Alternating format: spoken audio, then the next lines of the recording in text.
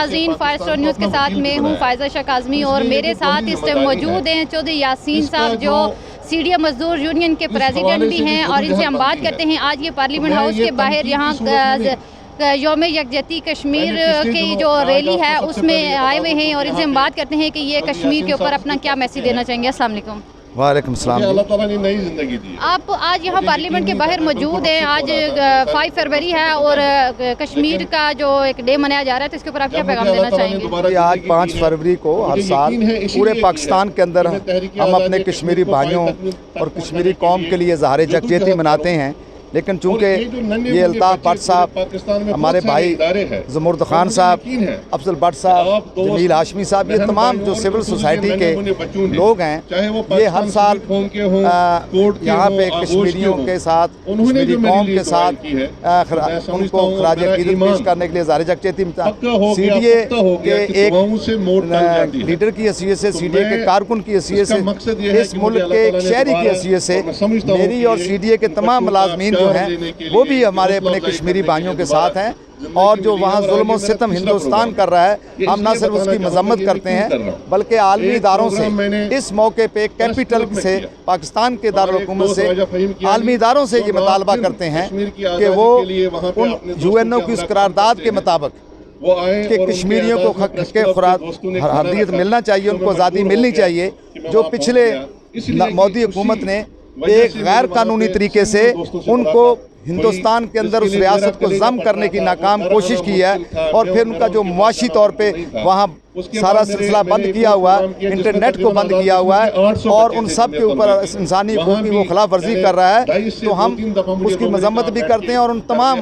अदारों से जो इंसानी हकूक़ की बात करते हैं, UNO के इदारे से, अमेरिका से और ख़ासकर यूरोपीय यूनियन से, उन सब से मुतालबा करते हैं कि वो मोदी हुकूमत जो है उसके ख़िलाफ़ एक्शन करे और कश्मीर जो है उनको UNO की, कश्मीरी भाइयों को UNO की करारदाद के मुताबिक राय शुमारी कराए और उन्हें आज़ादी का हक दे। तो ये मुल्क का दारुल हुकूमत है। यहाँ मैं आज देख रहा हूँ कि ये स्वीट होम के यतीम बच्चे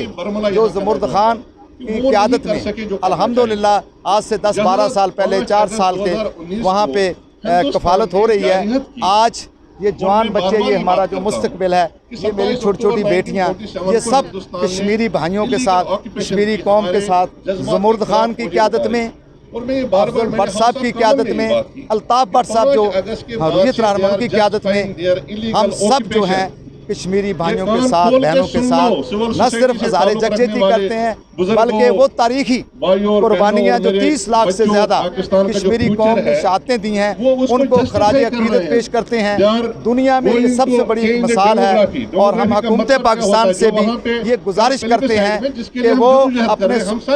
खारजा पॉलिसी के ज़रिए इन तमाम ममालिक के अंदर कश्मीर की आज़ादी के लिए मौसर और आवाज़ नहीं मिलेंगे। अच्छा, इस पे एक और चीज़ मुझे बताएं कि जो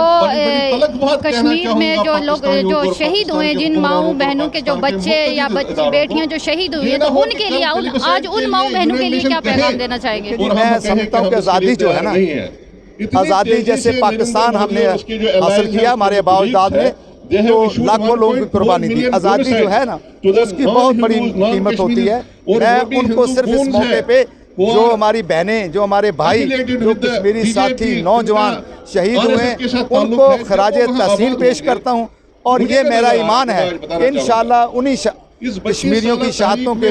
बहुत जल्द कश्मीर जो वो आज़ाद होगा और पूरी पाकिस्तानी कौम जो है वो कश्मीरी भाइयों और बहनों और कश्मीरी कौम के साथ।